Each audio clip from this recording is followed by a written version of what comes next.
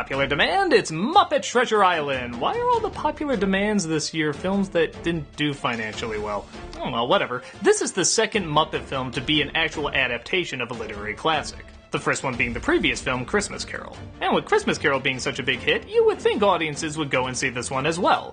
But from what I hear, it didn't do so hot. And I'd be lying if I said I didn't see why, but at the same time, look, it's Tim Curry! Tim Curry with the Muppets! He practically is a Muppet! This is a match made in heaven!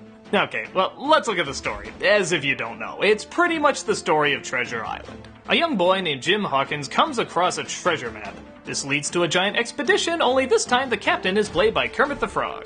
And the majority of the cast seem to be Muppets as well. That is, of course, for the cook. Long John Silver, played by Tim Curry. By God, is this a match made in heaven. And yes, it's just as entertaining as you think it would be.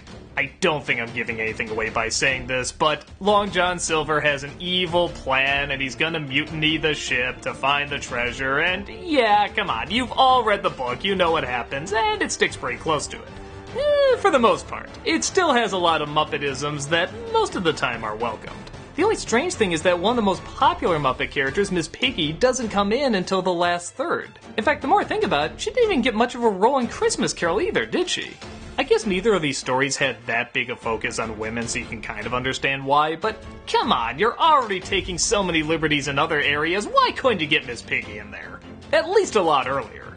But much like Christmas Carol, it does try to really stick to the source material and kind of the feel, just like I said, this time with Muppets in the part. They'll have little fourth wall jokes, they'll have songs that suddenly come out of nowhere, and kinda like Muppet Christmas Carol, it's fine.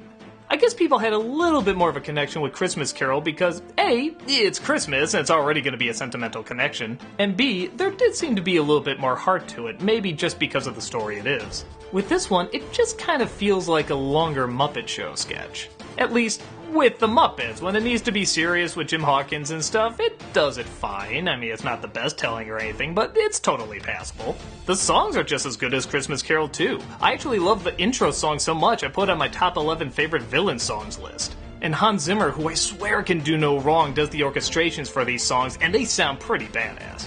Except when they're not supposed to sound badass. I mean, you know how it works. And speaking of singing silliness, let's talk about Tim Curry.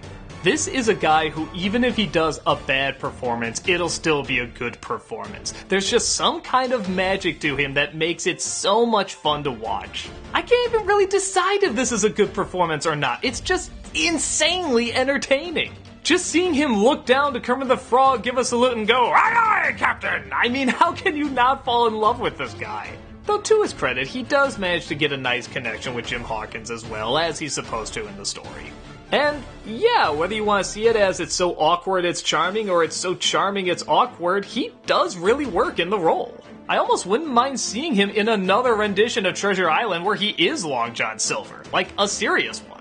But that's not what this is. This is a bunch of hand puppets trying to retell this story in a goofy way with some serious moments, and I think it just kind of depends on what mood you're in. There's nothing really spectacular about it. I mean, even Muppet Christmas had more of a visual sense than this one did. But if you say the title out loud, Muppet Treasure Island with Tim Curry, and you say to yourself, yeah, that might be a little fun, that's exactly what you'll get. I get the feeling there's better renditions of this tale, but as one that has little Muppets going around singing songs and such, it's totally fine. Shiver your timbers and find out for yourself.